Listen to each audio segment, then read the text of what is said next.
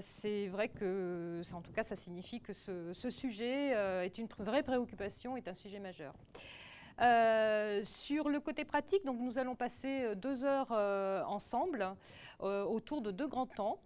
Un premier temps donc, sur les fondamentaux de la transformation numérique des établissements et services médico-sociaux, donc à travers des éléments de cadrage national. Et puis un deuxième temps qui portera plus particulièrement sur la mise en œuvre opérationnelle et stratégique de cette transformation numérique. Chacun de ces 2 temps sera ponctué d'une période d'échange. Donc nous vous invitons fortement à poser en simultané vos questions sur le chat qui seront recueillies par Anne pour échange avec les intervenants. D'ores et déjà, eh bien, je vous propose de répondre d'indiquer les questions que vous avez déjà sur, a priori, comme ça, hein, sur cette question-là, sur la transformation numérique. Parallèlement et puis préalablement, je dirais, je vous propose d'écouter l'allocution de quelques mots d'introduction, je bafouille, de ce sujet stratégique par Nadia Zegmar, directrice générale d'ENSEIS. Mesdames, Messieurs, bonjour. Notre nouvelle École nationale des solidarités, encadrement et intervention sociale est heureuse de vous accueillir pour cette première webconférence aborder la transformation numérique, stratégie et système d'information. Nos associations, établissements et services des secteurs sociaux et médico-sociaux évoluent dans un contexte de changement de paradigme concernant tout à la fois les logiques budgétaires, de plateformes et de prestations, de décloisonnement de l'offre de services. Ces orientations impliquent de développer de nouvelles compétences et des approches de réseau plus transversales. Les questions posées aux gouvernances et aux dirigeances des associations au sujet de la transformation numérique sont nombreuses, parfois teintées d'inquiétude ou même de franc scepticisme, et la capacité de les traiter tour à tour, puis de les résoudre à l'échelle associative, est décisive. Tout d'abord, pour construire collectivement un futur désirable, pour répondre au nouveau cahier des charges des financeurs publics et privés, pour optimiser nos performances concernant le pilotage global et stratégique de nos établissements, pour améliorer surtout la qualité des prestations offertes aux usagers et simultanément la qualité de vie au travail et l'expression des richesses humaines de nos collaborateurs. Les parties prenantes de la transformation numérique sont multiples. Usagers des établissements, familles, partenaires publics et privés de l'action conduite, travailleurs sociaux mobilisés sur le terrain de l'accompagnement et du soin, personnel de santé, et professionnels des fonctions support sur des postes administratifs, de communication, de gestion, et bien sûr les postes de direction, de pilotage global et de management. Aborder ce sujet, c'est se confronter bien sûr à la question de sa technicité, mais pas exclusivement. On mesure très vite, chemin faisant, que le sujet est bien plus complexe, car différents niveaux d'intervention vont être mobilisés, qui concernent tout à la fois les pratiques professionnelles, les usages établis, la communication interne et externe, la circulation de l'information, notamment celle concernant les bénéficiaires de l'action conduite, les règles de traitement et l'éthique de la transmission, et enfin la vision que l'association a d'elle-même, de son projet, de son utilité sociale. Aussi, disons-le clairement, notre regard sur les enjeux et les parties prenantes nous invite à considérer qu'il s'agit bien d'une approche globale et systémique de la transformation. C'est ce dernier mot qui va être aussi notre clé de lecture introductive. Comment se transformer notre système d'information dans une démarche cohérente et maîtrisée qui sera aussi l'expression de nos choix associatifs. La transition numérique des ESMS soulève de forts enjeux politiques, éthiques, organisationnels et humains. L'intelligence de la situation nous oblige à faire preuve d'humilité et à rassembler nos forces et nos ressources internes et externes pour réussir collectivement cette transition qui signera aussi la modernité associative. Au terme de cette transition, les associations devraient gagner en performance dans leur système d'information, développer de nouvelles habiletés sociales et techniques, gagner en transparence et en efficacité dans leur capacité à informer et traiter les questions qui leur sont posées tant à l'interne qu'à l'externe avec les partenaires et les pouvoirs publics. Par conséquent, il s'agit bien d'augmenter la confiance et l'engagement de tous dans la qualité de nos processus de travail et d'information en intégrant de nouveaux outils et process. La transition numérique constitue un formidable défi pour notre intelligence collective. Ce défi, pour être tenu, devra s'appuyer sur une volonté politique claire et affirmée des dirigeants et des gouvernances, une décision stratégique en faveur de l'investissement, qu'il soit matériel ou immatériel, des choix éthiques pour centrer ces évolutions sur le respect des droits des usagers, la qualité de réalisation de nos missions, et enfin une volonté collective d'apprendre et de renouveler ce que l'on sait, ce que l'on avait l'habitude de faire. Pour ne pas conclure, je souhaite vous dire cela, gardons à l'esprit que cette transformation numérique qui nous impacte désormais nous relie aussi aux autres secteurs de la société dans leur ensemble. L'évolution des pratiques qu'elle génère ne nous écartera pas de nos vocations associatives fondamentales, car dans le processus de transformation, il existe aussi une part de permanence et de fixité. NCIS a le souhait de vous accompagner sur ce chemin par cette première webconférence que je vous souhaite stimulante et passionnante. Merci. Merci Nadia.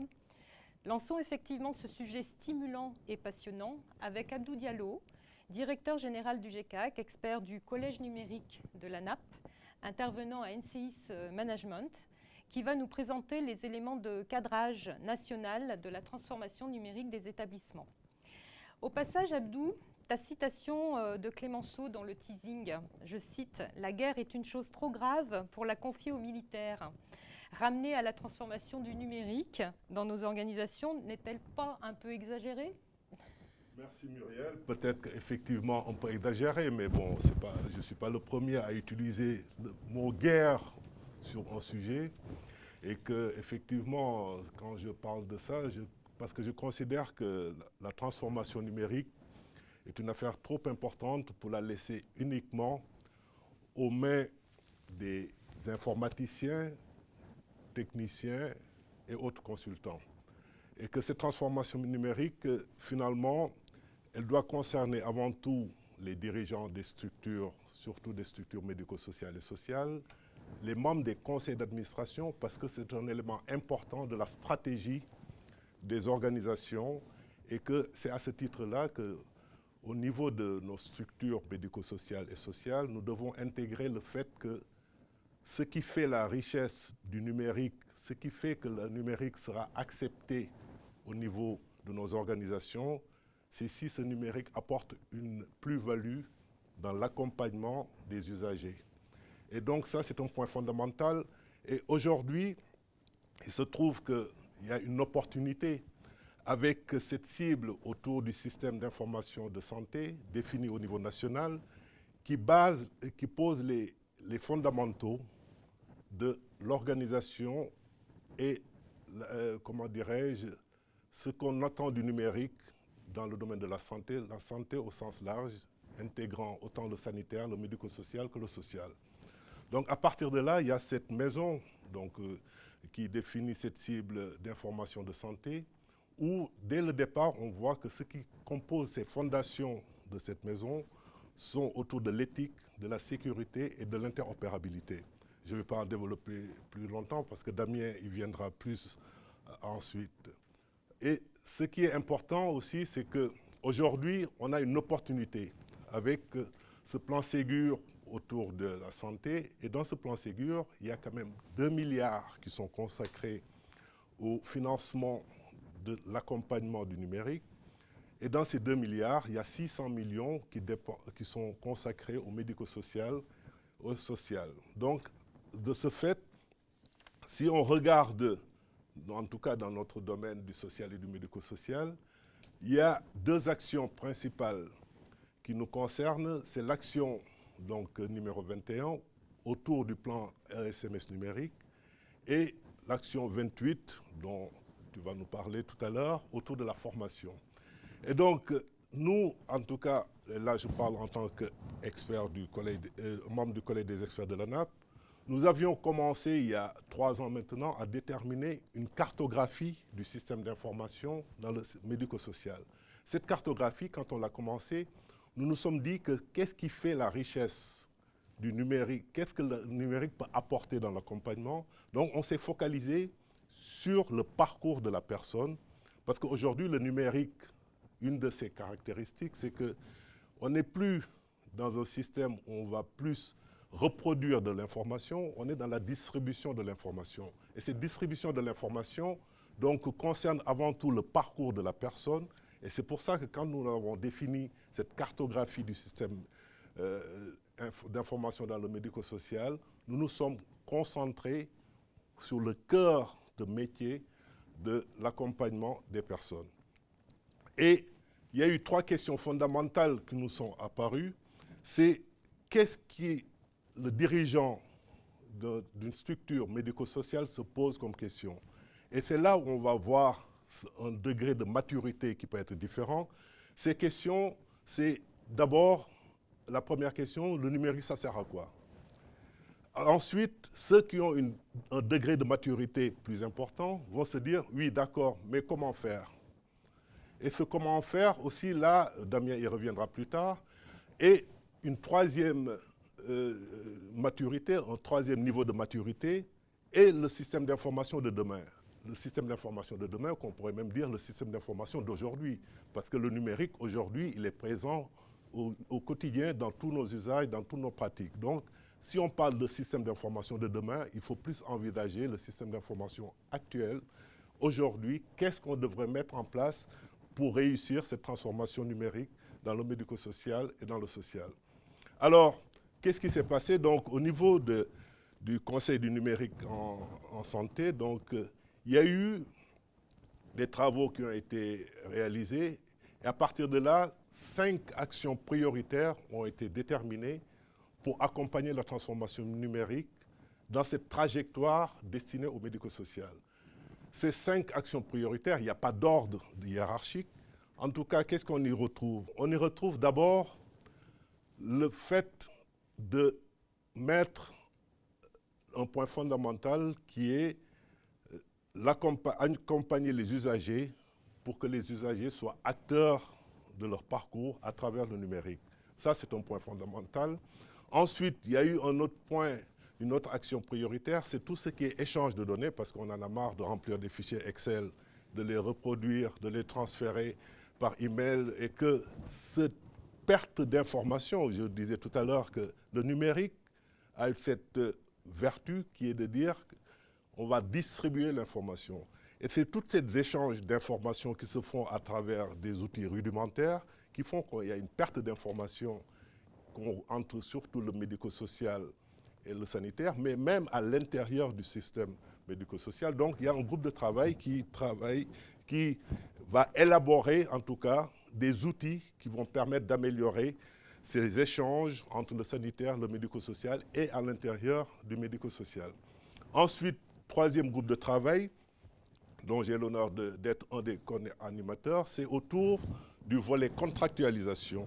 C'est-à-dire, l'objectif, c'est de dire que si le numérique doit être un outil stratégique, il faut qu'il soit intégré dans le volet contractualisation. Aujourd'hui, on est tous dans cette obligation de signer des CEPOM, donc obligation qui a été repoussée. Donc ça veut dire quoi? Ça veut dire que les tiers financeurs, organismes, que ce soit les conseils départementaux, l'ARS, les organismes gestionnaires, doivent être à un moment donné assis autour d'une table pour que dans le volet de contractualisation, dans les contrats qui vont lier les différents partenaires, que le numérique ait sa place. Et sa place au niveau des fiches actions CEPOM, et sa place dans les conventionnements, mais aussi, et c'est là, en tout cas, dans un des livrables que nous allons proposer, c'est même aller jusqu'à une modification réglementaire pour que le numérique puisse être intégré vraiment dans la stratégie de développement des différentes structures. Quatrième groupe de travail, c'est autour de tout ce qui est mutualisation et, comment dirais-je, coopération. Parce qu'on se rend compte que le numérique, pour qu'il soit efficace, il faut des ressources. Et que nos organisations, en général, ont des ressources limitées. Et que pour qu'un numérique de qualité, un numérique efficace, une des issues, peut-être pas la seule, en tout cas une dont on est persuadé qui va apporter des fruits, c'est cette volonté de mutualiser, de coopérer entre organismes gestionnaires pour que le numérique soit intégré dans les différentes organisations.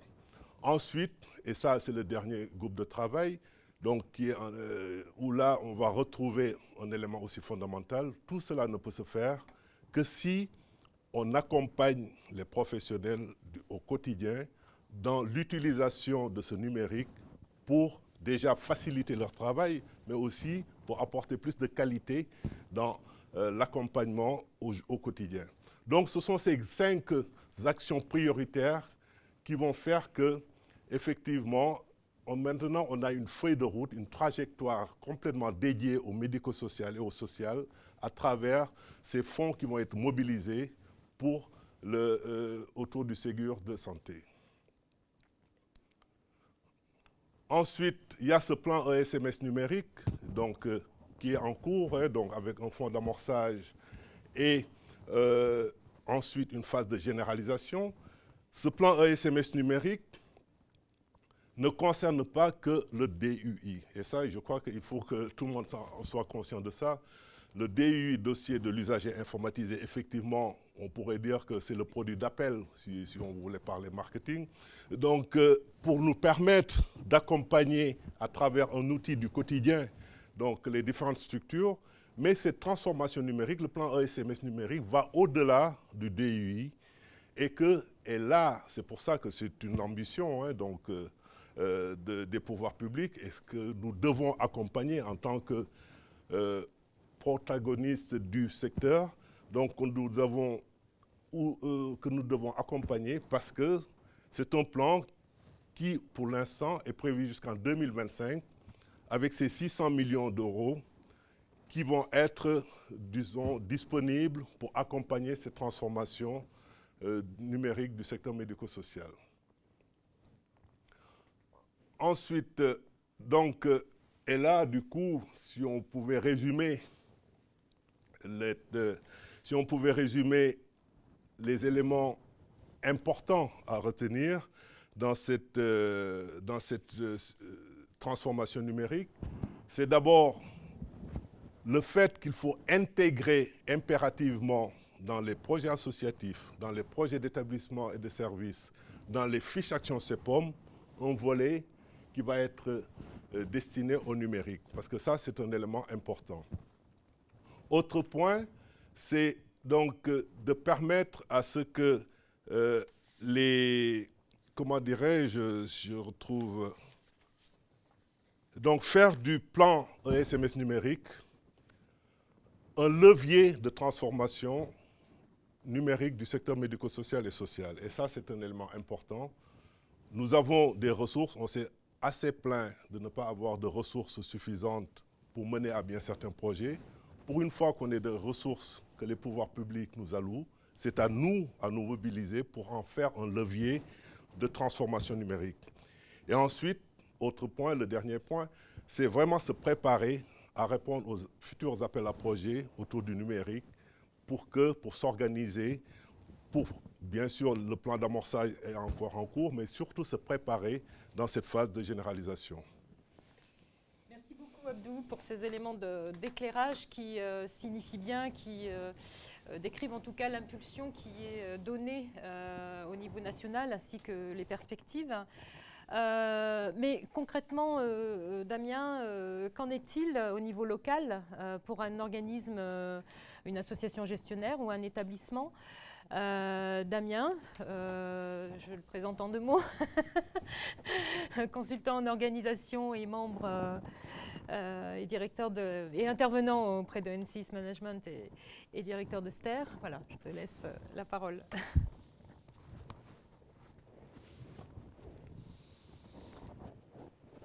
Merci Muriel, merci Abdou. Je vais repartir justement, Abdou, d'une de tes diapositives, qui était l'un des éléments structurants pour la NAP, à savoir ces questions qui permettent de jauger du niveau de maturité d'un établissement, d'un directeur vis-à-vis de ces questions. Alors je salue la volonté structurante du niveau national pour engager une transformation sectorielle majeure. Elle offre un cadre. Elle donne des cibles, elle donne des moyens qui favorisent cette transformation. Mais je pense qu'il ne faut pas négliger une question préalable. Une question que peuvent légitimement se poser les acteurs locaux, les organismes gestionnaires, les établissements sociaux et médico-sociaux. Cette question, c'est d'abord, avant même de traiter de plan ESMS, c'est de savoir de quoi on parle lorsque l'on parle du numérique, et peut-être même de savoir aussi de quoi on ne parle pas. Alors, avant d'aller plus loin dans cette démarche de transformation numérique, avant de considérer les différentes dimensions, actions que recouvre la perspective de cette transformation, il y a ce préalable nécessaire de clarification. Alors on parle bien de technologie, mais pas seulement. Néanmoins, il est question de cela, d'inscrire le secteur social, le médico-social, dans un phénomène d'ampleur qui traverse l'ensemble de la société depuis des années, et probablement pour des années encore, et qui ne saurait rester à la porte de nos établissements. Qu'il s'agisse du secteur social ou du secteur médico-social, comme il a pénétré depuis quelques années déjà le secteur sanitaire. Il y a simplement peut-être à regarder nos usages pour considérer l'ampleur de ce phénomène dès aujourd'hui. Et puis il y a aussi à considérer et à apprendre du retour d'expérience que l'on peut faire du sanitaire qui est déjà engagé depuis quelques années dans cette transformation numérique. Et qu'il y a probablement des bonnes pratiques à retenir, mais aussi des écueils à largement essayer d'éviter. Aujourd'hui, ce phénomène d'ampleur, c'est aussi lié à l'augmentation exponentielle de la puissance de calcul des processeurs, des objets connectés qui ne cessent d'évoluer, qui nous dépassent tous et qui, petit à petit, pourraient nous amener à en dépendre.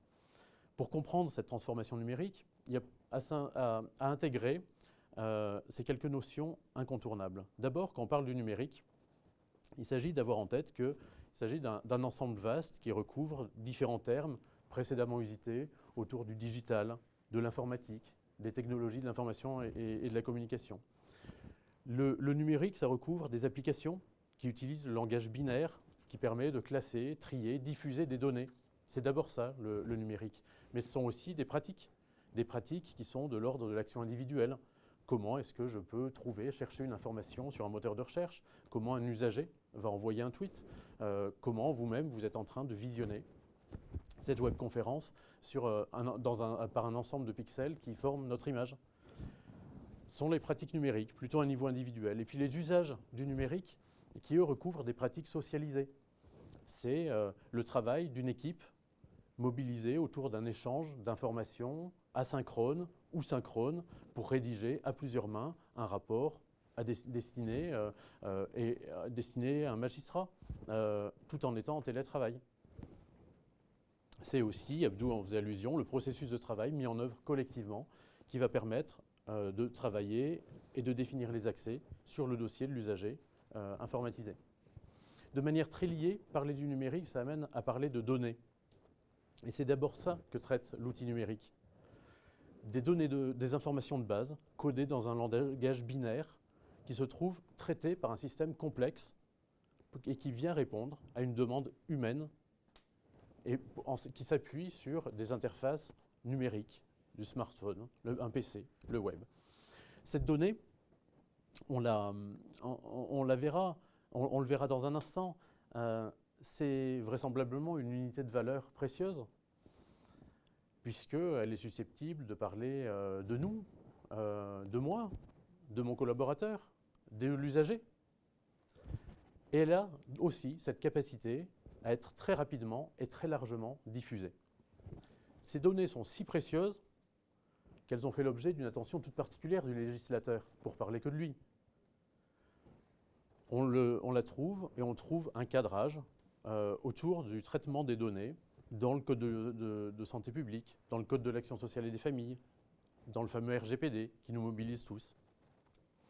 Ces éléments structurants viennent prendre en compte aussi les différents enjeux soulevés par le traitement et la circulation des données.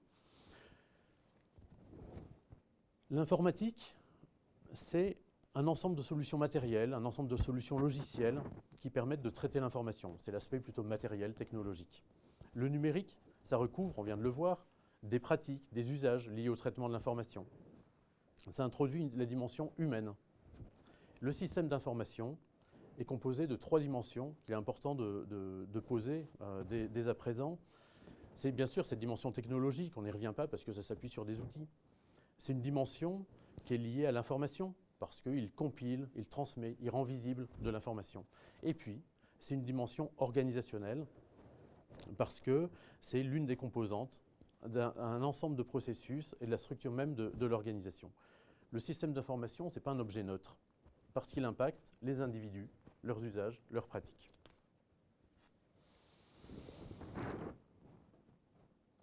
Cet impact, il va concerner la personne accompagnée en premier lieu, potentiellement faciliter son accès aux soins, à l'accompagnement, simplifier idéalement ces démarches, son lien avec les professionnels. Pour les professionnels, les systèmes d'information vont alléger le quotidien, faciliter la coopération entre les acteurs. Pour les autorités de tarification ou de contrôle, c'est aussi une occasion d'une meilleure connaissance des besoins et de l'offre. Et puis, pour l'ensemble du secteur, du domaine, que ce soit le secteur sanitaire ou aujourd'hui le secteur social et médico-social, cette transformation numérique permet des passerelles. Elle permet de mettre en place des parcours qui impliquent des pratiques collaboratives et qui deviennent effectives et qui se mettent à avoir un impact positif pour chacun, mais aussi pour l'organisation. Il y a donc lieu de mesurer, avant d'intégrer un projet de transformation numérique, de mesurer les impacts, car même s'ils ont vocation à être positifs, ils peuvent être aussi déstabilisants pour l'organisation, sa gouvernance, sa dirigeance et les acteurs dans leur ensemble. Les outils numériques sont conçus pour faire circuler de l'information. Ne nous voilons pas la face, il reste encore au sein de nos organisations, même si nous sommes, Nadia Zegmar l'évoquait en ouverture, dans un mouvement de changement de paradigme, d'ouverture, de transformation aussi vers les plateformes, vers des dimensions plus horizontales, plus de réseaux dans nos pratiques professionnelles. Il reste néanmoins les traces d'un ancien monde dans nos organisations qui peuvent être marquées par des silos, par des fonctionnements pyramidaux ou très verticaux, cloisonnés, où la question de l'information et de la circulation de l'information vient aussi soulever des questions, parce que l'information reste aussi, et encore, le support d'un pouvoir symbolique et constitue un levier pour défier parfois la concurrence, s'il y a lieu sur certains territoires. Aujourd'hui, l'impact recherché, c'est de permettre une ouverture des établissements et cette mutualisation qui est aussi donnée par le niveau national et à laquelle Abdou faisait allusion. Les impacts envisagés, c'est aussi de pouvoir valoriser les compétences de certains jeunes professionnels, les fameux digital natives, au risque peut-être de cliver des générations, au risque parfois qu'ils nous dépassent nous-mêmes. Et puis, quand on parle de circulation d'informations, ça ne manque pas de venir interroger nos pratiques sur la question du respect du droit des usagers, sur le bien fondé du partage de certaines informations, jusqu'à présent en format papier et demain en format numérique.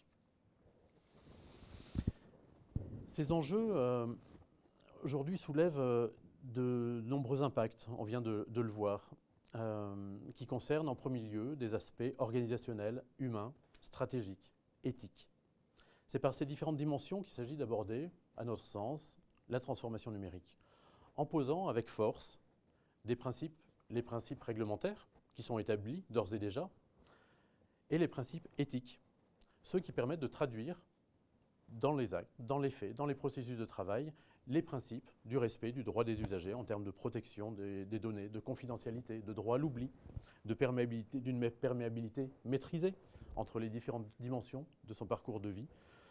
C'est aussi d'inscrire la stratégie de transformation numérique, on y reviendra tout à l'heure, comme une composante essentielle d'une stratégie associative globale.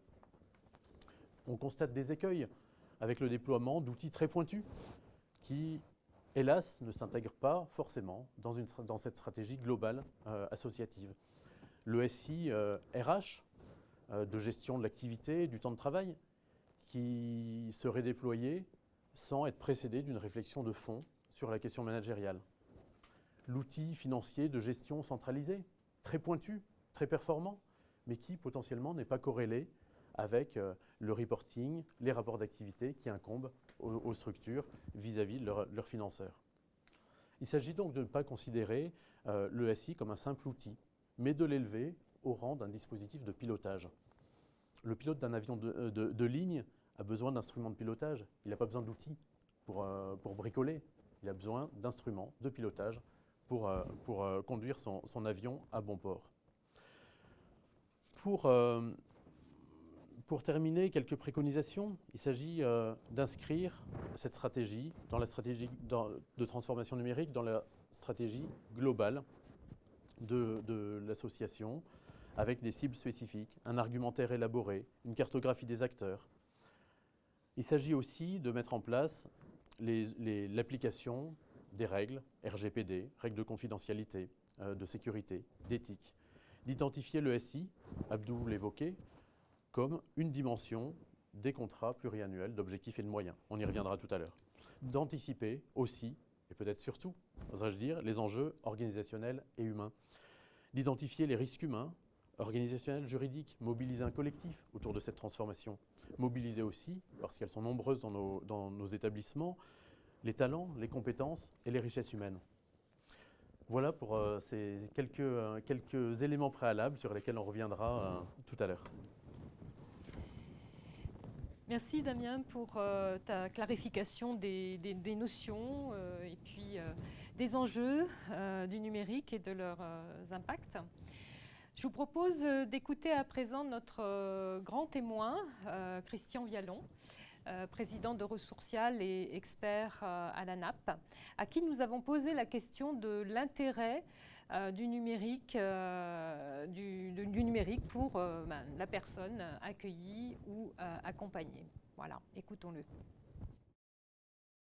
D'abord, merci pour votre invitation, puis je suis ravi d'apporter cette petite contribution à vos travaux. Alors, par rapport à la question posée, il faut voir la transformation numérique comme une donnée de fait dans nos sociétés d'aujourd'hui. Et donc, en tant que telle, elle n'est pas porteuse en soi de vertus particulières.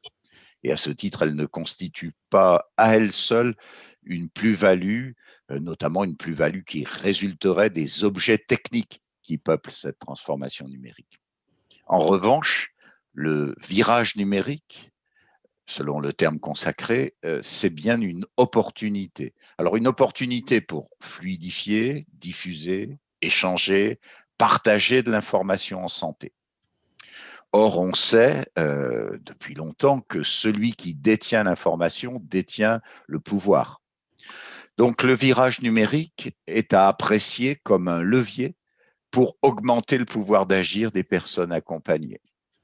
L'accès, par exemple, qui va se faire dans les prochains mois, l'accès des citoyens à un espace numérique de santé dont ils auront la libre administration, l'usage d'une messagerie sécurisée pour partager leurs données de santé, la gestion des prescriptions dématérialisées, l'accès facilité à la télémédecine sont quelques-uns des moyens d'y parvenir.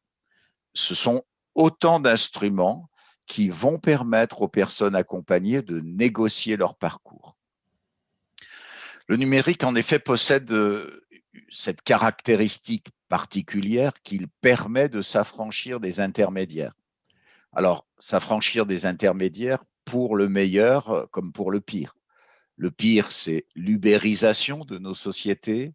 Le meilleur, c'est la démultiplication de nos possibilités d'intervenir de manière étendue et dans un quasi-temps réel sur les divers champs de nos vies. Néanmoins, considérons modestement que cela fait presque 20 ans, depuis les lois de 2002, que nous répétons ce mantra de l'usager au centre.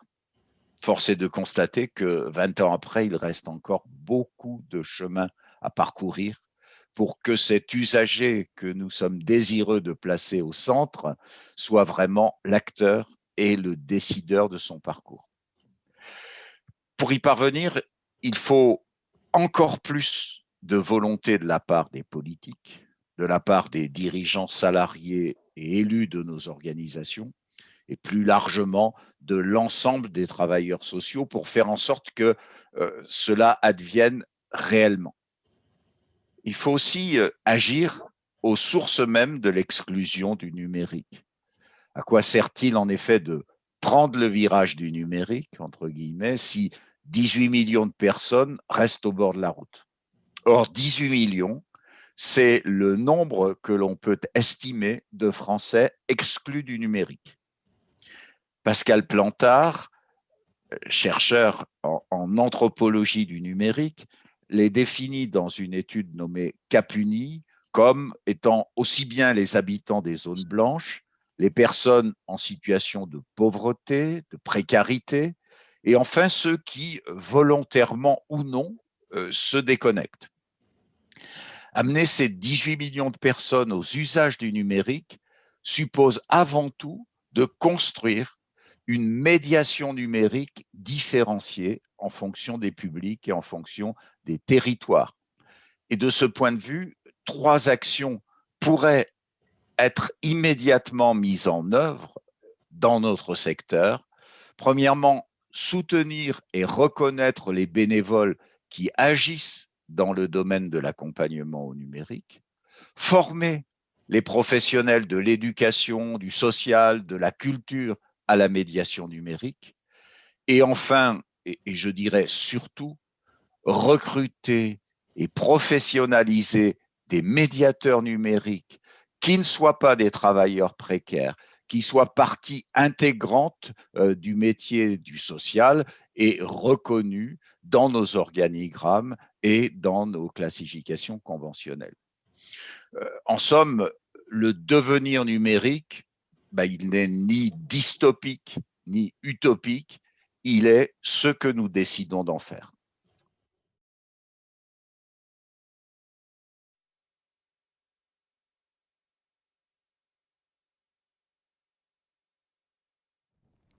Merci Christian. Pour reprendre justement l'un de vos propos, vous dites le virage numérique, un puissant levier pour permettre à la personne accueillie, accompagnée d'être acteur et décideur de son parcours. Alors à vous qui nous écoutez, justement, où en êtes-vous dans vos organisations? Où en êtes-vous dans ce virage numérique? Donc nous vous proposons de répondre à un petit sondage autour de 3 questions qui s'affichent. Première question, connaissiez-vous le plan numérique jusqu'à présent? Donc oui, un peu, pas du tout. Deuxième question, avez-vous ou pensez-vous répondre à un appel à projet numérique? Oui, peut-être, non, ne sait pas.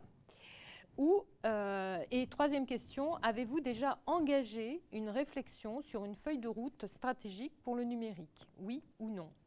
Donc le principe est simple, vous cliquez directement sur la réponse de votre choix, mais par contre n'oubliez pas de cliquer sur valider en bas à gauche de votre écran pour que ces réponses soient enregistrées. Merci.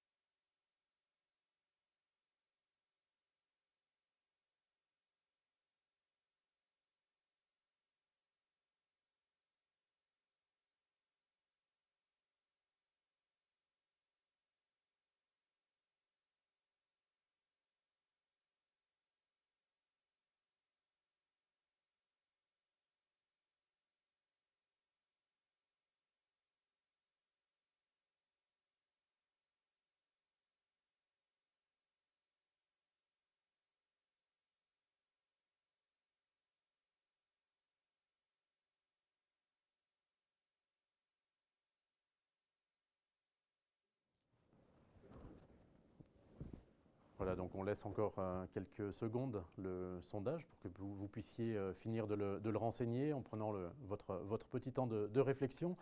On avait laissé une petite minute pour ce temps de sondage avant de vous présenter les réponses, de les commenter et puis de poursuivre.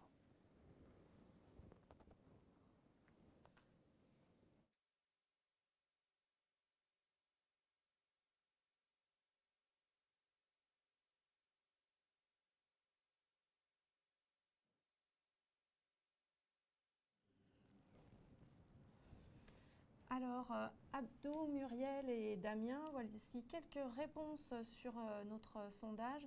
Alors, en effet, près de 60% des participants connaissaient la transformation numérique, se sentent concernés avec quelques informations. Sur les appels à projets, un quart ont répondu déjà, ou en tout cas ont pensé à répondre à un appel à projet, et un quart se questionnent sur peut-être vont-ils le faire. Sachant qu'aujourd'hui, nous avons aussi un public qui s'informe, puisque le troisième quart se dit non concerné par une réponse à appel à projet. Sur notre dernière question, avez-vous déjà engagé une réflexion sur votre feuille de route stratégique pour le numérique? Eh bien, plus de 60% des participants ont en effet débuté cette réflexion. Et un quart n'ont pas encore eu la possibilité de la débuter. Le public restant, en effet, n'est pas concerné directement par cette réflexion. Donc un public qui est averti, je dirais, puisqu'il est très nombreux à être au courant de la question, en mouvement sur la réponse aux appels à projets, et puis déjà avec une démarche particulièrement entamée en interne. Je vous laisse continuer. Merci beaucoup Anne et merci à vous d'avoir joué le jeu de la réponse. Abdou, Damien, quelques commentaires suite à ce sondage? Eh bien, d'abord une bonne surprise d'avoir des interlocuteurs aguerris. On savait que autour d'NCIS Management, il y avait du beau monde. Ça se confirme. Plaisanterie mise à part, non, c'est une bonne surprise et on le constate. Ce mouvement est engagé au sein de nos établissements, en dehors et au sein de nos établissements depuis quelques temps et pour longtemps. Donc ce mouvement est déjà en route, mais il y a de nombreuses questions encore qui restent à traiter. En tout cas, ce qu'on pourrait dire, c'est encourager quand même les structures à bien regarder les appels à projets numériques, parce que comme je disais tout à fait au début, c'est un levier important, c'est une opportunité. Il faut se saisir de ce plan SMS numérique pour, en tout cas, avoir les moyens de financer sa transformation numérique. Et je pense que le résultat, en tout cas, il faudrait que 100% des structures y arrivent. C'est ça qu'il faut qu'on ait comme objectif. Parce que ce serait dommage quand même de ne pas profiter de cette opportunité pour se mettre en marche donc, vers cette transformation numérique du secteur médico-social et social. Merci. Alors, comme convenu, comme prévu, nous allons procéder à un petit temps d'échange, 10 minutes. Je crois qu'il y a déjà quelques questions qui ont été posées via le chat, donc je m'en remets à Anne. Oui, Muriel, la première question qui arrive, c'est peut-être pour Abdou. Comment les organismes gestionnaires peuvent-ils s'organiser pour appréhender cette transformation numérique? Avec quels outils et selon quels prérequis, selon vous? D'abord, c'est la coopération dans le médico-social et social existe, mais souvent, elle est faite de façon informelle ou bien elle est faite à travers les établissements et services. Or, il me semble, en tout cas, que cette transformation numérique doit d'abord être menée par les organismes gestionnaires. Donc d'abord, la première chose, il faut que les organismes gestionnaires se parlent. Donc ça, peut-être que ça paraît basique, mais c'est la première des choses. Se parlent, se rencontrent au niveau du territoire pour échanger, parce que cette transformation numérique ne pourra se faire qu'ensemble. Que ce soit les petits organismes gestionnaires, les moyens ou les grands. Donc il n'y a pas de, comment dirais-je, il n'y a pas les grandes structures qui vont y arriver seules. Les petites structures doivent discuter entre elles et que je crois que les prérequis, c'est d'abord des rencontres, profiter des collectifs qui sont en train de se monter dans toutes les régions de France, les collectifs SI médico-social et social. Donc il faut aller participer, échanger, rencontrer d'autres organismes gestionnaires pour en tout cas envisager une coopération autour de la transformation numérique du secteur médico-social et social. Merci Abdou pour cette réponse. Une seconde question, peut-être pour Damien. Une question plus concrète. Comment aborder la transformation du système d'information avec l'autorité de tarification ? Je vais répondre, effectivement, merci Anne. Je vais répondre sur une première dimension à cette question, et puis je pense qu'on pourra la compléter ensemble avec Abdou. Déjà, un repère très concret pour répondre à cette question, c'est les documents que met à notre disposition l'ANAP. L'ANAP propose un certain nombre de dossiers, un certain nombre d'informations, un certain nombre de documents et de modèles de documents à disposition et qui ont une vocation d'appuyer, de soutenir très concrètement les dirigeants des organismes gestionnaires et des établissements sociaux et médico-sociaux. Très concrètement, c'est un modèle de document auquel je pense, qui est une fiche action CEPOM, qui est en modèle sur le site de l'ANAP et qui porte justement sur ce sujet des systèmes d'information. C'est un document qui comporte les grandes orientations stratégiques et qui traversent les établissements qui peuvent s'inscrire dans un CEPOM par le biais de ces fiches actions. 5 orientations stratégiques sont notamment déclinées et permettent de couvrir les dimensions principales que recouvre le développement d'un SI dans la sphère sociale et médico-sociale. Je vais les citer.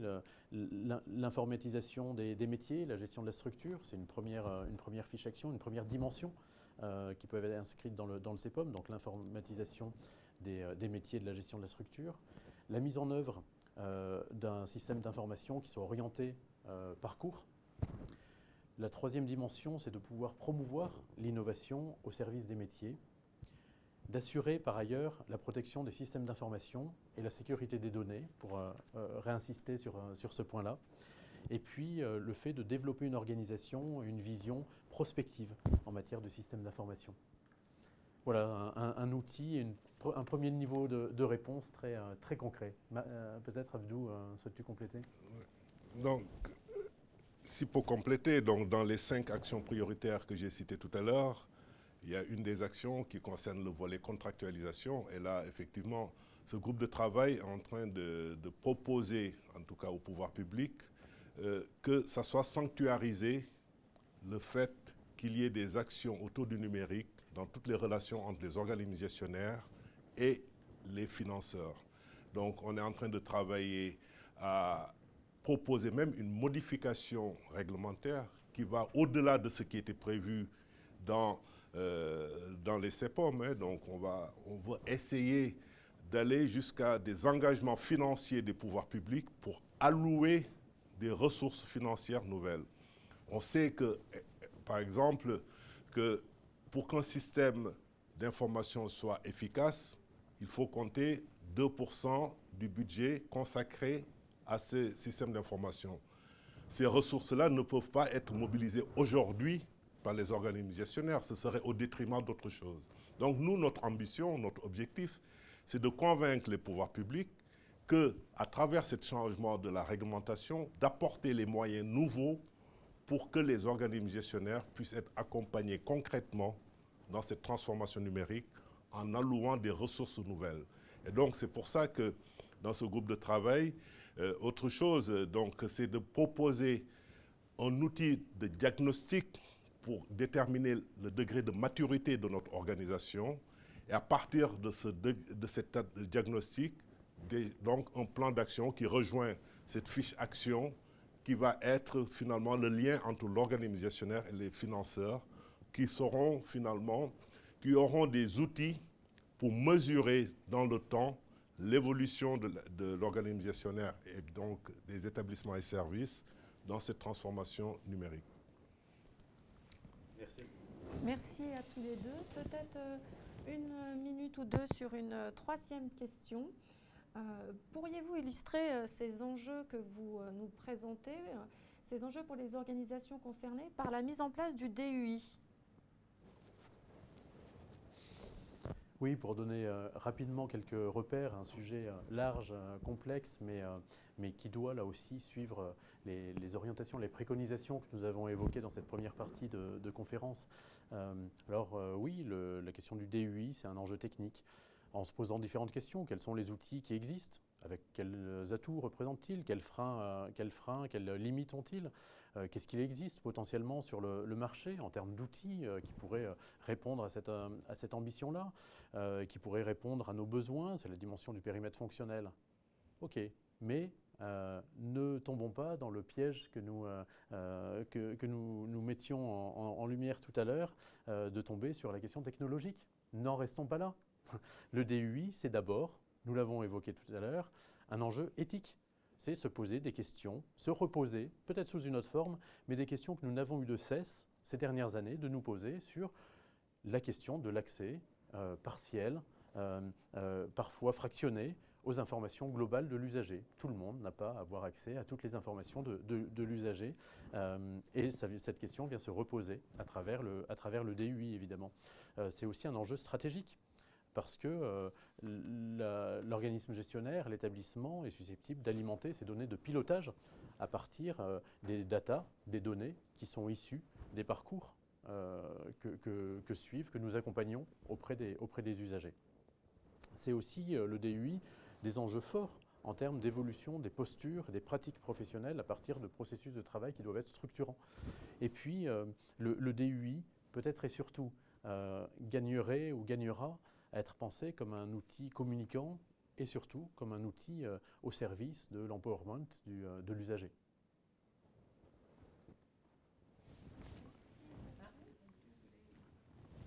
Ouais. Ici, je peux compléter autour du DUI parce que comme c'est l'enjeu actuel du plan d'amorçage et bien sûr ensuite le plan de généralisation, c'était pour dire à nos participants qu'aujourd'hui, aucun DUI, dossier de l'usager informatisé, n'est certifié. Ça, il faut qu'on soit clair. Il y a certains éditeurs qui parlent de leur DUI qui est certifié. Non, les DUI sont référencés et que les éditeurs s'engagent à ce que leur DUI puisse répondre au cahier des charges national et qu'à terme, dans les 2 ans, puisse être certifié parce que pour une raison simple, les éléments de certification sont en train d'être définis. Donc on ne peut pas être certifié sur des éléments qui ne sont pas encore apparus. Donc ça paraît tellement simple. Donc là, je voulais quand même profiter de cette webconférence pour le dire, parce qu'il y a certains éditeurs, et je trouve ça dommage, au lieu d'accompagner, parce que je pense que le rôle aussi qu'ils doivent avoir, c'est un rôle pédagogique pour accompagner cette transformation numérique. Donc, certains éditeurs commencent à dire qu'ils sont certifiés. Non, ils sont référencés pour pouvoir fournir des solutions dans le cadre du plan d'amorçage et ensuite dans le cadre de la généralisation. Mais aucun éditeur n'est certifié aujourd'hui pour une raison simple. Les éléments de certification sont en train d'être définis et c'est d'ici la fin de l'année qu'on va aborder les premiers éléments de certification. Voilà une précision que je voulais apporter. Merci beaucoup Abdou pour ces précisions. Muriel, je te repasse la parole pour cette seconde partie de la conférence.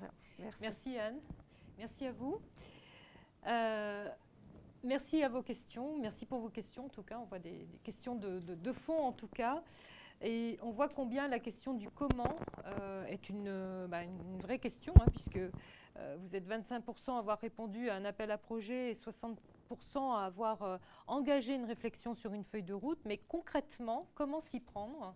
Quelle mise en œuvre stratégique et opérationnelle? C'est ce que nous vous proposons de traiter dans cette deuxième partie. Et je laisse la parole à Abdou. Alors, donc... Premier point, il nous semble que l'une des portes d'entrée dans cette transformation numérique, c'est vraiment cette place de la mutualisation et de la coopération qui est une nécessité, voire un point indispensable pour que tout le monde y arrive. Pourquoi? Parce que les travaux au sein de l'ANAP l'ont montré à partir de retours d'expérience. Donc, quels sont les facteurs de réussite d'une coopération? C'est d'abord définir une finalité commune, garantir les mêmes droits pour tous. Ce n'est pas parce que c'est une coopération entre un gros organisme gestionnaire et un petit que tout doit être décidé par le gros. Faire des choix concertés, donc, et là, on retrouve ce qui fait une des particularités de notre secteur. On sait travailler dans la démocratie, on sait travailler dans l'échange. Donc, profitons de cette culture que nous avons pour que dans ces choix qu'on va faire à travers la modernisation de notre secteur, à travers cette coopération, cette mutualisation, que ces choix puissent être échangés, concertés. Clarifier les rôles et les responsabilités de chacun dans une coopération, ça c'est un élément important. Tenir compte des représentations individuelles et construire une représentation commune. Parce que quand on part dans une coopération, c'est pour avoir un but, le même objectif commun, partagé. Et ensuite, et là, c'est un élément important, quand on part dans une coopération, tout le monde n'est pas beau, tout le monde n'est pas gentil. Il faut aussi prévenir les risques qu'on peut avoir en matière de coopération. Autre point, donc, les leviers communs qu'on a relevés pour de réussite d'une coopération, c'est une gouvernance stratégique équilibrée avec un pilotage opérationnel neutre, et c'est là qui est aussi un élément important, parce que dans cette gouvernance stratégique, il faut qu'il y ait une place accordée aux dirigeants élus, aux directeurs généraux, aux directeurs des structures et services, aux directions plutôt, pour ne pas exclure quand même toutes les femmes directrices qui commencent à être avec plaisir à occuper ces fonctions. Donc, une connaissance, autre point, autre levier, c'est une connaissance antérieure à la coopération, c'est-à-dire des organismes gestionnaires qui ont, à un moment donné, essayé de travailler ensemble. Et ça, il y en a sur tous les territoires. J'ai eu l'occasion de faire des évaluations externes, j'en ai réalisé un certain nombre entre 2013 et 2017. Ce qui m'avait frappé, c'est cette capacité des structures à travailler ensemble, même des fois de façon informelle. Mais des choses remarquables qui se font sur tous les territoires. Mais transformons ces expériences pour en faire un levier pour réussir notre coopération. Il faut aussi, et ça aussi, autre levier, des structures semblables et soumises aux mêmes contraintes. Et c'est là où l'importance d'une coopération autour d'un territoire est importante, une complémentarité entre acteurs, et c'est là où effectivement les petites structures pourront profiter des ressources disponibles auprès des grandes structures pour les porter, pour les accompagner dans cette mutualisation, des enjeux partagés et un intérêt mutuel à coopérer. Et là, l'intérêt majeur, je vous ai dit qu'il faut 2% de budget pour se consacrer ça au niveau des, comment dirais-je, du système d'information. Ces 2%, tout le monde ne peut pas les mesurer, les mobiliser. Si on coopère, peut-être que ces 2% répartis sur un nombre plus important seraient plus supportables pour l'ensemble des personnes qui sont concernées par cette coopération. Et bien sûr, il faut, dès le départ, quand on coopère, un cadrage initial du projet, que ce soit clair pour tout le monde. Et là, aujourd'hui, pour faire le lien avec ces réponses dans les appels à projets concernant le plan ESMS numérique, dans le plan d'amorçage, comme dans la constitution des grappes qui vont arriver, je crois que c'est un élément fondamental à intégrer. Ensuite, autre point, donc, c'est quelles sont les causes fréquentes, disons, d'échecs de coopération, ça on le sait maintenant, c'est la prise de pouvoir qui peut exister d'une des parties prenantes.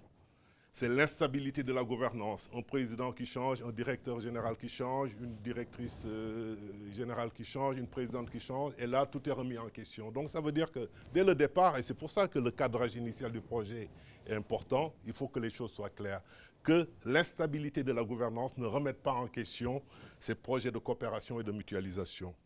Mais aussi, l'autre point d'échec qu'on a constaté dans les retours d'expérience, c'est la complexité des projets. C'est-à-dire que quand on part dans un objectif de coopération entre organismes gestionnaires, il faut que ça soit clair. Il ne faut pas essayer de chercher le mouton à 5 pattes. On est modeste, on est humble dans notre démarche, on essaie de travailler tranquillement, de prendre en compte tous les enjeux et ne pas essayer de monter des projets complexes qui vont être sûrement cause d'échec. Les éléments qui peuvent par contre faciliter la coopération, c'est voilà, ce partage d'un projet stratégique fort. Et là, comme je disais au tout début, le numérique doit être un enjeu stratégique, donc ça veut dire que les organismes qui vont mutualiser, qui vont coopérer autour de ça, il faut que tous ces organismes gestionnaires partagent cette vision de ce portage stratégique fort. Une perception positive du projet en interne, et là Damien en a parlé. Pourquoi on n'est pas dans la transformation numérique uniquement pour rechercher d'avoir une ambition technologique? On n'a pas besoin de ça. Il faut que, effectivement, tout le monde s'y retrouve. Donc ça veut dire que ce projet doit être perçu comme quelque chose qui va améliorer le quotidien des usagers, le quotidien des professionnels, le quotidien des dirigeants élus, le quotidien des financeurs. Et donc, il faut que ça repose sur une perception positive de notre projet au niveau interne. Ensuite, s'appuyer sur un déclencheur commun. Et là, je crois que c'est l'opportunité. Je reviens encore à cette vision donc, de cette feuille de route. Voilà une opportunité, mais qu'on saisisse et que ce soit l'élément déclencheur de cette coopération. Équivalent, effectivement, une coopération, une mutualisation, ça ne veut pas dire il y a ceux qui savent faire et les autres qui vont juste là pour dire oui, oui, oui. Non.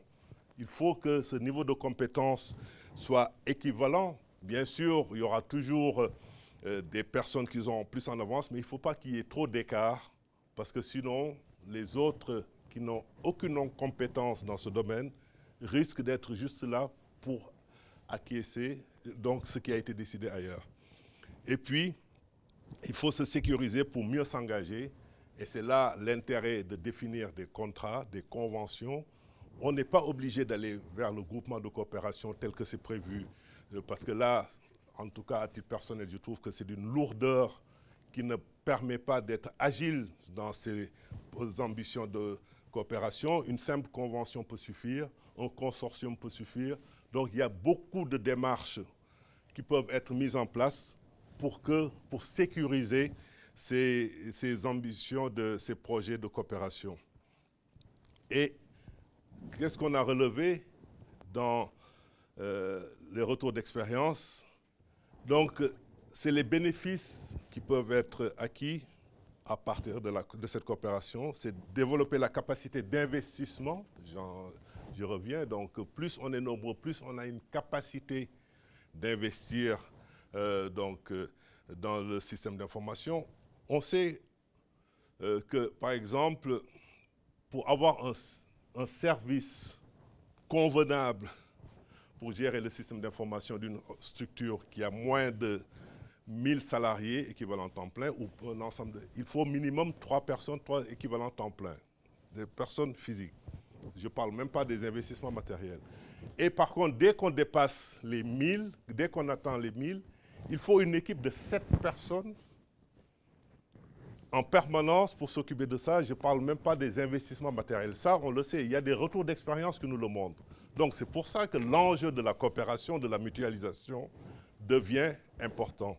Parce qu'il y a des compétences qui ne peuvent pas être financées de façon individuelle, mais par contre, un financement mutualisé permet d'avoir des personnes compétentes qui vont diriger ce système d'information. Des DSI, des directeurs de systèmes d'information ou des responsables de systèmes d'information qui ont la compétence, parce que là aussi, il faut être vigilant. Sous peu, on nous demandera que le système d'information soit certifié, c'est-à-dire que l'hébergement soit certifié, que les personnes qui s'occupent du système d'information démontrent qu'elles ont la capacité technique. Ce n'est pas que des passionnés de l'informatique, ce qu'on observe souvent dans certaines organisations où on a mis responsable du système d'information quelqu'un qui est, parce que c'était la personne la plus à l'aise avec les ordinateurs. Donc, et là, à partir de là, on ne peut pas mener une politique stratégique à partir de cet élément-là. Et c'est un métier de définir une politique stratégique. Ce n'est pas parce qu'on est passionné parce que les autres, ça ne les intéresse pas, qu'on peut mener une politique autour de la transformation numérique. Donc, ces ressources-là, si on veut avoir des personnes compétentes, il faut qu'elles soient mutualisées. Ensuite, donc, c'est créer tout cet effet d'entraînement autour des enjeux du système d'information. Et puis, donc, bénéficier aussi, ça permet aussi de bénéficier d'un effet d'image sur les questions du système d'information. Et là, l'introduction du DUI interopérable, parce que ça, c'est une notion qu'on oublie souvent, c'est que le DUI, le dossier de l'usager d'informatisé qu'on est en train de mettre en place, il faut qu'il soit interopérable pour assurer le meilleur parcours possible. Donc, tout cela fait que si on veut réussir notre coopération, en tout cas, il y a un élément essentiel, hein, donc cette nécessité d'une mutualisation pour un système d'information de qualité. Il faut définir une stratégie de coopération et de mutualisation entre les organismes gestionnaires. Il faut définir une feuille de route du système d'information au niveau de l'organisme gestionnaire. Ce n'est pas que le directeur ou la directrice passionnée dans son établissement qui va définir sa stratégie d'information. C'est une vision générale, une vision portée par l'organisme gestionnaire pour en faire un élément stratégique. Et puis, parce qu'on n'a pas les ressources, il faut impérativement se faire accompagner pour la mise en œuvre opérationnelle de cette démarche. Et là aussi, effectivement, certains penseront que c'est de la dépense inutile, mais c'est un investissement. Et si on veut avoir de la compétence, il faut aller chercher ces compétences qui existent sur le territoire, partout. Il y a que ce soit des techniciens, il y a de la compétence. Il faut qu'on aille chercher ces compétences pour nous aider à améliorer cette transformation numérique. Damien ? Bien, merci Abdou. Tu me passes le témoin. Pour poursuivre, je vais rebondir sur certains éléments que tu as pu amener, Abdou. Tu as abordé cette dimension-là sous cet angle essentiel qu'est la mutualisation à l'échelle d'un territoire entre plusieurs organismes gestionnaires, combinant plusieurs établissements. C'est une dimension essentielle, cette combinaison des acteurs. Mais il y a peut-être là aussi quelques questions préalables pour les organismes gestionnaires, pour les établissements eux-mêmes, à l'échelle d'une structure qui s'engage, qui en tout cas souhaite s'engager dans une démarche mutualisée. C'est sous cet angle que je vais aborder la poursuite de nos échanges, en posant quelques éléments incontournables à nos yeux pour ne pas rester dans une incantation de vouloir passer sur une dynamique mutualisée en vue d'une transformation numérique de notre et de nos établissements. De poser d'abord quelques préalables. En premier lieu, c'est de reconnaître que la transformation numérique est une transition majeure, pas seulement un épiphénomène technologique. Je réinsiste sur ce point-là. C'est aussi d'inscrire cette démarche dans une logique de projet, avec une méthodologie structurante. Et puis, tu l'as dit, d'établir une feuille de route SI, alors qui peut être, et tant mieux, à l'échelle mutualisée, mais qui doit aussi se décliner à l'échelle d'un organisme gestionnaire ou d'un établissement. On va poursuivre ce parcours présenté par la diapo. Je vais décliner rapidement puis pour laisser ensuite une place aux échanges. Définir une stratégie, c'est le point de départ d'un organisme gestionnaire, d'un établissement qui souhaite engager cette transformation numérique ou poursuivre la transformation numérique, voire réajuster la transformation numérique dans laquelle il s'est déjà plus ou moins engagé. Définir une stratégie, ça implique la maîtrise de 3 dimensions. La dimension du politique, c'est l'art de décider, de faire adhérer, de porter une vision globale. Définir une stratégie, c'est aussi la dimension opérationnelle, être en mesure de mener à bien un projet qu'on s'est fixé. La dimension stratégique, c'est d'anticiper ces transformations à venir. Et c'est la combinaison des 3 axes qui nous intéressent. C'est prendre en compte ces différents aspects pour mieux décider et mieux agir dans le sens de cette transformation numérique. En amont de toute transformation numérique, il y a, on réinsiste, cette réflexion stratégique à approfondir, qui doit combiner 3 registres d'action. D'abord, comprendre analyser pour comprendre les enjeux internes et externes soulevés par cette perspective de transformation numérique. C'est décider des orientations pour définir un cap, y compris décider d'aller vers la mutualisation, qui est aussi une décision qui appartient à un organisme gestionnaire légitime pour s'engager ou non dans cette mutualisation sur un territoire.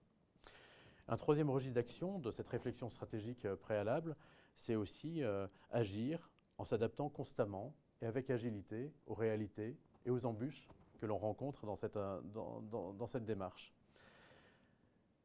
Ces temps forts incombent à la gouvernance et à la dirigeance de nos associations et de nos établissements.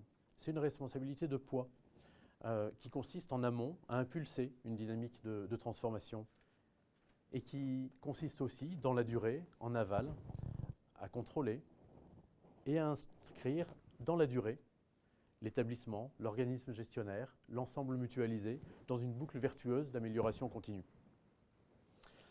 Se questionner, c'est vérifier, confronter, conforter sa cohérence avec les différents axes stratégiques qui se déclinent à travers des questions de vision. Pourquoi, vers quoi aller? C'est aussi travailler sur les objectifs, sur les processus pour y arriver. Comment y aller? C'est aussi travailler aux enjeux de budget, de projet, d'échéance, de moyens mobilisés. C'est la question du livrable, du quoi. Sur des éléments structurants qui, transversaux, doivent traverser, comme ils traversent déjà, les réflexions stratégiques portées sur globalement une association gestionnaire, qui doivent aussi être déclinées par rapport à la transformation numérique et par rapport à ces enjeux spécifiques. C'est se poser les questions sur l'identité, le positionnement, l'ambition de l'association, de l'établissement. C'est définir, délimiter sa valeur en termes d'utilité sociale. C'est définir des circuits de gouvernance, des circuits décisionnels. C'est d'anticiper aussi une gestion des risques. C'est de prendre en compte, on l'a évoqué tout à l'heure, tous les enjeux humains, organisationnels, économiques, et puis de pouvoir, à partir de là, s'ouvrir à la question de la mutualisation en construisant les alliances nécessaires pour y parvenir. Sur la fonction de diagnostic, il s'agit d'identifier les besoins, le périmètre fonctionnel, on l'a évoqué tout à l'heure, j'y reviens pas. Il s'agit de faire aussi un état des lieux de l'existant en termes de ressources, de freins, d'opportunités, d'atouts, de limites, et de benchmarker avec ce qui existe sur le territoire ou ce qui existe sur d'autres territoires à l'échelle nationale. C'est aussi s'interroger sur la disponibilité humaine et sur une analyse préparatoire au changement dans différents registres. C'est la question de la légitimité de ce projet. C'est la question de l'acceptabilité des processus pour y parvenir. Et puis, c'est la question de la faisabilité des objectifs dans un contexte donné, dans des échéances données qui, on le voit aujourd'hui, seront nécessairement réajustées en fonction des impondérables liés à une crise sanitaire ou un imprévu qui ne manquera pas de survenir. Je voudrais simplement terminer ce propos avant de passer à nouveau à des questions sur les facteurs de réussite sur lesquels il nous semble important d'appuyer. C'est la question de l'engagement, de la gouvernance sur cette question de la transformation numérique. C'est de chercher à impliquer l'ensemble des lignes hiérarchiques, des lignes managériales à tous les niveaux. C'est articuler étroitement le système d'information et la direction système d'information, s'il y a lieu, aux autres directions, pour que l'objet transformation numérique soit une dimension qui soit transversale à l'organisation, très articulée avec les directions RH, les directions financières d'un organisme gestionnaire. C'est aussi, en termes de facteurs de réussite, s'adosser à une méthodologie de projet structurante. Tu évoquais, Abdou, la complexité des projets. Alors même si tu invitais à cette simplification, en tout cas à rendre réalistes les projets et les ambitions dans lesquelles les groupements s'investissent, néanmoins, ça reste des sujets complexes parce qu'ils sont transversaux, parce qu'ils mobilisent différentes parties prenantes, internes, externes, parce qu'il mobilise des dimensions très variables, puisque le SI est un sujet complètement transversal. Dès lors, pour accompagner cette transformation numérique et intégrer aussi sereinement que possible ces différents niveaux de complexité, il peut être fait le choix de solliciter un appui pour accompagner la transition. C'est en tout cas de s'adosser à une méthodologie de projet qui soit structurante, sur la base d'un pilotage solide, régulier, qui s'équipe d'outils et d'instruments de suivi, qui posent des jalons, qui viennent rythmer les objectifs cibles, la réalisation des objectifs opérationnels, avec des échéances intermédiaires. C'est aussi une répartition claire au sein de l'organisation gestionnaire, au sein du groupement territorial, une répartition claire des rôles, par le biais, pourquoi pas, d'une formalisation qui semble indispensable, sans qu'elle soit trop complexe. Donc effectivement, tu l'évoquais, une convention peut tout à fait servir à définir clairement les rôles et fonctions de chacun au sein de ce projet de transformation numérique, qu'elle soit à l'échelle du territoire ou à l'échelle de l'organisation. Et puis, c'est d'inscrire cette démarche dans un dispositif d'amélioration continue de la qualité qui puisse révéler cette spirale vertueuse qui, tâche après tâche, permet de bénéficier des retours d'expérience et d'affiner les objectifs et de rendre les échéances envisagées aussi réalistes qu'il se doit. C'est sur ce point-là aussi que je souhaite revenir un instant, c'est la nécessité d'inscrire cette transformation dans un rythme qui soit cohérent avec les autres chantiers en cours. Toutes nos organisations sont traversées par de multiples projets aujourd'hui. Finalement, la transformation numérique est l'un d'eux et qu'il s'agit de tenir compte de la cohérence, de la convergence, de la complémentarité, mais aussi de la possibilité de les conduire de front, ces différents projets, pour qu'elles soient simplement tenables par l'organisation, tenables par les équipes, qu'elles soient en mesure de s'approprier ces transformations, parce qu'inévitablement, il y aura des évolutions d'usage, des évolutions de pratiques qui sont d'une conduite de changement, pour le coup, particulièrement complexe. On a ce repère qu'une transformation numérique, c'est au moins 36 mois, avec des phases intenses, de la formation, de l'appropriation, de la mise en œuvre, du réajustement, et que ça demande une capacité, des compétences, mais aussi une disponibilité des équipes. C'est en soi la transformation numérique des organismes gestionnaires, des établissements et services sociaux et médico-sociaux. Ce sont des enjeux forts d'accompagnement de changement, essentiellement, nous l'avons dit, sur le plan organisationnel et humain. Merci Damien. On voit en quoi ce sujet est complexe, transversal, comme vous l'avez dit, qui mobilise différents acteurs internes et externes. Mais avant de laisser place à des échanges, à des questions, revenons sur je crois, une question de ce matin, en tout cas l'un de vos propos sur la protection des données. On a interrogé justement Christian Vialon sur le regard qu'il porte à ce sujet et sur les points de vigilance qu'il nous recommande quant à la protection des données des personnes accueillies et accompagnées, des professionnels et des organisations. Je vous propose de l'écouter. Alors, avant tout, je préconise en premier lieu de porter sur ces questions un regard qui soit empreint à la fois de pragmatisme et de bon sens. Ensuite, je suggère de ne pas considérer que les questions qui sont posées et que vous mettez en avant ici soient en premier lieu des questions techniques, et encore moins qu'elles relèvent de la seule compétence des experts. Les données des usagers, des professionnels, des organisations, ce sont d'abord de l'information. Or, l'information, c'est la matière première que traitent les travailleurs sociaux, et cela depuis des décennies, bien avant l'émergence du numérique. l'élaboration, la collecte, le traitement, le partage, la transmission de l'information, c'est 80% de l'activité d'un établissement ou d'un service. Cela d'ailleurs n'est pas propre au travail social et Antoine Riboud, quand il était le PDG de Danone, aimait à dire cette phrase: dans un yaourt, il y a plus d'informations que de lait. Alors, que nous soyons depuis des lustres confrontés au traitement de l'information n'a pas fait de nous pour autant des experts du domaine. La question appelle toujours et toujours davantage de la réflexivité.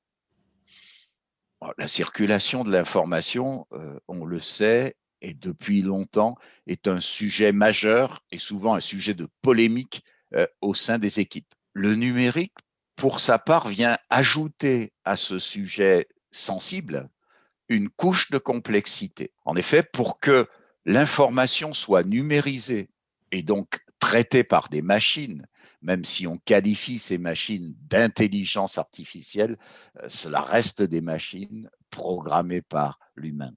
Pour que l'information soit numérisée, il faut l'atomiser en données. La donnée, ce sont des éléments bruts que l'on n'a pas encore interprétés. Et le propre des données numériques et leur particularité, c'est d'être, alors je vais employer deux adjectifs d'apparence un peu complexes et je m'en excuse, mais le propre des données numériques, c'est d'abord d'être pervasive, au sens où des objets techniques la diffusent en communiquant entre eux. Et la deuxième caractéristique, c'est d'être ubiquitaire, au sens où ces données peuvent être accédées et traitées en même temps dans plusieurs endroits différents. On sait bien que le nombre de personnes susceptibles de consulter simultanément le dossier papier d'un usager est limité. En revanche, le nombre de personnes susceptibles de consulter le même dossier sous forme numérique est infini. Mais au fond, est-ce que les règles, est-ce que les procédures, est-ce que les principes qui régissent l'échange et le partage ne sont pas les mêmes? Et est-ce que, tant que l'on n'a pas correctement défini les principes, la technique nous est d'un grand secours? Je ne le pense pas. Alors, dès lors, comment faire? Comment faire? Je préconise de commencer par poser la confidentialité des données, notamment des données personnelles, et des données sensibles qui sont contenues notamment dans ce que l'on évoquait, le dossier de l'usager informatisé, poser cette confidentialité comme un droit majeur pour les individus, ce qui a évidemment pour corollaire le fait de poser la sécurité comme un principe intangible dès la première donnée collectée. Ensuite, définir au sein des institutions des principes stricts d'accès et de partage de l'information. Réaffirmons que non, personne n'a le droit de tout connaître d'une personne accueillie ou accompagnée. Réaffirmons qu'il faut préserver le secret. Le secret, rappelons-le, c'est le secret qui protège l'usager et pas celui qui protège le professionnel. Réaffirmons aussi le droit à l'oubli. Il faut combattre l'illusion de la transparence pour préserver les zones d'ombre auxquelles chaque individu a droit. Et pour cela, il y a une question très simple que l'on peut se poser. Cette question, c'est: et si c'était de moi qu'il s'agissait? Qu'est-ce que j'aimerais qu'on sache et qu'est-ce que je souhaiterais qu'on ignore? Donc le numérique nous oblige à nous confronter à ces questions qui sont bien sûr des questions de sécurité, qui appellent des réponses techniques, mais qui sont d'abord et avant tout des questions éthiques qui nous concernent au premier chef. Et donc, traiter la sécurité, c'est traiter un triptyque. Premier élément de ce triptyque, la sécurité physique. Comment nos locaux, comment l'accès physique à nos équipements sont protégés. La sécurité informatique. Comment le système se protège et se défend contre les actes de malveillance, mais aussi, il faut bien l'avouer, contre les maladresses des utilisateurs. Et enfin, la sécurité que j'appellerais organisationnelle. Quelles sont les procédures, quels sont les protocoles que l'on a mis en place?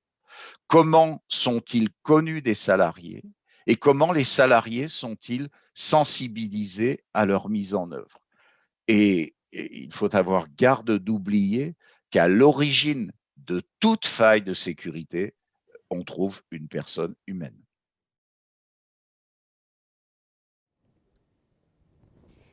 Merci.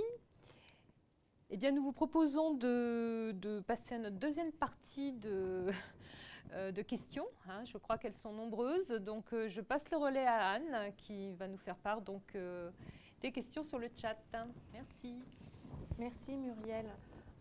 En effet, des réactions par rapport aux propos de M. Viallion sur la question des données personnelles. Une première question, comment travailler les freins et les inquiétudes des professionnels de terrain par rapport à la question justement de la gestion des données en lien avec la garantie du secret professionnel, tout en souhaitant et favorisant la fluidité des parcours des bénéficiaires. Donc un enjeu important. Damien, je te laisse répondre. Merci. Oui, un enjeu essentiel que celui de la sécurité des données qui est encadré, on l'évoquait tout à l'heure, qui est encadré par un certain nombre de textes, le RGPD que nous connaissons bien désormais tous, et puis par extension différents textes plus spécifiques qui viennent définir ces enjeux auxquels il convient effectivement dès à présent d'être extrêmement vigilant. La question de la protection des données, c'est aussi se poser en amont du cadre réglementaire, c'est aussi se poser la question, mais finalement, mes propres données, avec qui suis-je prêt à les partager? Est-ce que je souhaite que mon quotidien, que mon parcours, que mes failles, mes troubles et mes difficultés soient exposés à l'ensemble d'une équipe, bien qu'elle soit en charge de m'accompagner? C'est une question qui mérite d'être posée simplement pour mettre en perspective, à nouveau, j'allais dire, puisque depuis quelques années, nous nous posons déjà ces questions par rapport au dossier unique de l'usager, par rapport à sa version papier, que nous sommes amenés à nous reposer. Parce que, Christian l'évoquait, une donnée personnelle sur un morceau de papier, dans un placard, on sait à peu près qui la consulte, on sait à peu près qui est susceptible de la photocopier et pourquoi faire. Une donnée informatisée, c'est un code quelque part, au risque de ne pas très bien savoir où, donc d'avoir une première vigilance et où sont stockées nos données, quels serveurs sont utilisés, très concrètement, dans quel lieu, par quel opérateur. Et puis c'est aussi cette donnée numérique, la possibilité d'une diffusion large, immédiate, auprès d'un nombre de personnes potentiellement simplement limité par le nombre d'habitants sur Terre. En ça, c'est une vraie question spécifique qu'il y a lieu de traiter. Les DPO, qu'ils soient internes ou externes, ont cette mission de nous accompagner pour cela. Si on peut rajouter, il y a la CNIL qui vient de sortir un référentiel, donc la semaine dernière, qui organise donc en tout cas cette collecte de données et la diffusion ou le traitement de données dans les structures. Donc je conseille à tout le monde de se référer à ce nouveau référentiel qui vient d'être donc publié par la CNIL. En complément sur ce repère que tu précises, Abdou, c'est deux questions simples finalement. Qu'en est-il de la circulation des données? Qu'en est-il du stockage des données? Finalement, ce sont à travers ces deux questions-là que la complexité peut aussi être filtrée. Et puis, l'appui sur des démarches qui pour l'instant sont encore peu diffusées, encore peu connues, mais si on prend ne serait-ce que la question de la circulation des données, il y a peut-être de bonnes pratiques sur ce point-là, au moins du côté du sanitaire, qui a pu, depuis quelques années, développer les messageries sécurisées de santé et qui ont vocation à s'ouvrir désormais, région après région. C'est un peu des spécificités régionales, ce sont des compétences des ARS au niveau des régions, qui ont vocation, une messagerie sécurisée de santé sur un territoire régional, a vocation à s'ouvrir désormais à un usage qui n'est pas réservé aux médecins, pour schématiser les choses, mais qui peut petit à petit être attaché à une organisation ou à d'autres professionnels de santé ou médico-sociaux, rééducateurs qui interviennent dans nos institutions et qui peuvent permettre des contributions diverses, complémentaires à la logique de parcours, dans ces outils aussi de e-parcours qui n'ont encore une fois de sens, non pas parce que ce sont des outils, mais parce que ce sont des moyens d'améliorer une prise en charge pluridisciplinaire, pluri-institutionnelle sur un territoire des usagers. Merci à tous les deux. Pour faire le lien avec cette question du stockage des données, une question d'un participant. Quelle est votre vision et votre avis sur l'externalisation des données, communément appelée, avec l'accent français, cloud computing? C'est une question et réflexion qui traverse les ECMS. Il me semble que d'abord, on revient toujours à l'importance du stockage des données. Le cloud computing, ce qui est recommandé aujourd'hui, c'est que les données des personnes doivent être hébergées dans un système certifié données de santé.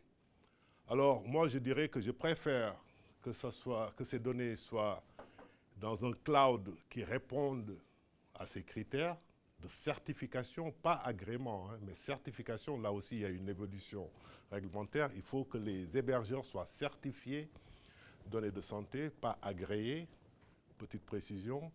Et je préfère que ces données soient là-dedans plutôt que dans un serveur, dans un coin de bureau, accessible à tout le monde, à tous les salariés. Et c'est ça qu'on vit aujourd'hui, où des serveurs qui sont mis dans un placard et la clé du placard est sur la porte du placard. Donc, où est la protection des données dans ce sens-là? Donc, ce sont toutes ces pratiques aujourd'hui qu'il faut arrêter. Ou bien des organismes gestionnaires petites qui continuent d'acheter des serveurs avec le manque de compétences en interne, plutôt que d'aller confier ces données dans des structures qui sont certifiées, je reviens, hébergement de données de santé qui vont apporter la garantie. Donc je crois qu'effectivement, je préfère qu'on externalise chez un prestataire qui est certifié données de santé, plutôt que d'avoir l'ambition d'avoir sur nos propres serveurs, avec aucune garantie que ces données vont être bien protégées pour l'usager, mais aussi même pour les professionnels. Donc je pense que c'est une des pistes de réflexion qu'il faut mener au sein de nos organisations, de travailler avec des structures qui sont certifiées hébergement de données de santé pour leur confier nos données, plutôt que d'avoir nos serveurs personnels avec comme seule ambition de penser être autonome alors qu'on ne l'est pas du tout. On ne l'est pas du tout. En plus, on met en danger quand même les données de nos usagers et de nos professionnels. Merci à tous les deux. Alors, de façon peut-être plus transversale et globale, des questions qui nous parviennent et qui font écho à votre rapport sur la question de la coopération Abdou. Et donc, une question plus particulièrement, quels sont les moyens de dépasser les difficultés de la mise en œuvre de la transformation numérique, notamment au niveau de la constitution des GRAP? Alors, effectivement, il est apparu avec le plan d'amorçage autour du plan SMS numérique, des difficultés sur beaucoup de territoires à constituer des GRAP. Effectivement, aujourd'hui, les GRAP, c'était minimum 3 organismes gestionnaires. Je pense que c'était une tentative et c'est une, comment dirais-je, cette difficulté est liée au fait que beaucoup d'organismes gestionnaires n'avaient pas anticipé cette situation, alors qu'on le sait quand même depuis un certain temps. Là aussi, je crois qu'il faut aussi qu'on balaye devant notre porte. Il ne suffit pas de dire que oui, les pouvoirs publics nous imposent des choses. On sait depuis quand même 2 ans qu'il va y avoir un plan SMS numérique. On sait depuis 2 ans qu'il y aura des regroupements qui vont être demandés, des GRAP. Personne, beaucoup ont attendu le dernier moment pour s'y mettre. Ça aussi, c'est une réalité. C'est trop facile de toujours rejeter sur les difficultés, les conditions imposées par les pouvoirs publics. Il faut qu'on soit assez adulte aussi pour anticiper les choses, pour pouvoir discuter, parler entre organismes gestionnaires sur un territoire, et puis donc s'adresser au collectif, s'adresser aux organisations patronales. Hein. Moi j'ai vu que Nexem a relayé des associations qui cherchaient. Donc c'est comme ça que moi j'ai pu avoir connaissance d'une association qui cherchait dans la Drôme. Il y a la FEAP qui est là, donc il y a les URIOPS qui sont là. On a assez d'organisations, il y a les collectifs qui sont en train de se mettre en place. Il faut aller les chercher, il ne faut pas attendre aussi qu'on nous constitue nos GRAP sans qu'il y ait cette ambition stratégique. Et ça, j'y reviens, c'est très important. C'est aux organismes gestionnaires à se lever et à aller chercher avec qui travailler pour constituer ces GRAP. Parce qu'on a assez comment dirais-je, de moyens de pouvoir constituer ces GRAP, mais c'est sûr que si on attend le dernier moment, on a des difficultés. Ça, c'est une réalité. Merci beaucoup, Abdou. Toujours dans une approche un peu transversale et en faisant écho à vos propos, se pose la question de la mise en œuvre de cette transformation et des acteurs qui y participent. Vous avez évoqué plusieurs fois la gouvernance et une question arrive qui est la suivante. Qui peut-on associer à cette gouvernance d'un projet de transformation numérique ? Merci. Je commence quelques éléments de réponse que je t'inviterai à compléter, Abdou, bien sûr, si tu le souhaites. La gouvernance d'un projet, c'est bien au-delà de la gouvernance d'une association. C'est bien au-delà de la gouvernance existante sur un territoire. La gouvernance d'un projet, c'est une configuration temporaire, le temps du projet, de l'articulation qu'il y a lieu de construire, de structurer, de poser entre des acteurs pour que cette gouvernance puisse jouer son rôle et prenne la mesure de l'ampleur de sa responsabilité. L'ampleur de la responsabilité d'une gouvernance, c'est d'être en mesure, c'est de se donner les moyens de comprendre ce dont elle a la responsabilité en termes de décision, d'être à l'écoute des enjeux territoriaux, des enjeux des structures, des enjeux humains, des enjeux et des besoins des populations, pour pouvoir jouer son rôle et prendre des décisions. Pour pouvoir faire cela, il s'agit pour la gouvernance de construire les moyens d'ouvrir grand ses oreilles et ses yeux sur ces différents enjeux que je viens de décrire, pour pouvoir les recueillir, les analyser, les traiter et se positionner afin d'apporter aux acteurs une réponse cohérente, claire et argumentée. Qui inscrire dans la gouvernance ? Sur un territoire, il y a des positions légitimes, incontournables, qu'elles soient liées à des positions institutionnelles, voire des positions dans les collectivités publiques. Donc il y a aussi un enjeu de représentation des forces ou des pouvoirs en présence sur un territoire. Donc il y a lieu dans la gouvernance d'un projet de prendre en compte cette dimension. La gouvernance d'un projet ne peut pas s'arrêter à ces acteurs essentiels, mais un acteur parmi d'autres pour rendre compte de la réalité des enjeux d'un territoire. C'est aussi donner toute leur place aux acteurs socio-économiques.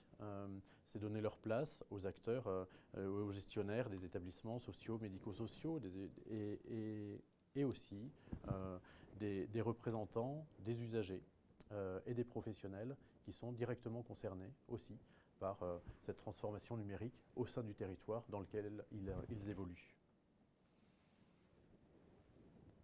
Merci beaucoup, Damien. Peut-être une dernière question à vous proposer, comme il nous reste quelques minutes. Vous avez apporté des éléments sur la protection des données, sur les acteurs via la coopération et la constitution des grappes, sur la gouvernance. Mais se pose aussi une question dans la mise en œuvre sur la méthodologie. Et la question est donc la suivante. Quel est votre conseil? Quel type de méthodologie pourriez-vous conseiller pour accompagner cette transformation numérique d'un point de vue humain et managérial, et notamment peut-être dans une approche d'accompagnement du changement? Vaste Oui. question avec, et désolé d'ores et déjà la possibilité d'annoncer que je ne vais pas pouvoir la traiter et la résoudre en quelques phrases, mais c'est l'enjeu d'une vie d'organisation, cette question-là. La transformation humaine qui sous-tend une transformation numérique réussie, c'est, on l'a dit, et j'y reviens pas, la prise en compte des dimensions éthiques, des dimensions stratégiques, d'une approche méthodologique structurée, structurante, avec une planification des tâches, mais au-delà de cette dimension opérationnelle, voire opératoire, c'est aussi une planification, une méthodologie de projet qui envisage des étapes, qui envisage une gouvernance. Donc voilà, je n'insiste pas sur cet aspect-là, on l'a effleuré déjà, et il y a lieu de l'approfondir largement par ailleurs. C'est toute cette méthodologie de projet qui se veut structurante et surtout qui se veut mobilisatrice. Je vais peut-être insister plutôt sur cet aspect-là, qui est d'abord une responsabilité managériale pour que cette transformation sur le plan humain se réussisse. Quelle va être la responsabilité des managers? C'est à la fois de se positionner, d'incarner cette transformation, d'en comprendre les enjeux, d'emporter les argumentaires, d'être à l'écoute des remarques, des freins qui peuvent émaner du terrain, des acteurs, pour pouvoir avoir des positionnements qui soient courageux, à la hauteur de la responsabilité managériale dès lors que l'on a une position de manager, mais qui soient aussi adaptables, agiles, bienveillants pour pouvoir soutenir les enjeux forts de cette transformation et leur impact sur les équipes, parce qu'il y a de nouvelles pratiques à intégrer et des changements dans les processus de travail qui ne se font généralement pas spontanément. J'aurais ce conseil, ou en tout cas cette proposition d'être sur une approche qui soit mobilisatrice, qui donne du sens pour pouvoir soutenir la motivation à s'inscrire dans un changement qui est porteur de contraintes, parfois, de difficultés, de freins, d'épreuves, qui s'inscrit dans une certaine durée. Donc, de trouver les ressorts de la mobilisation.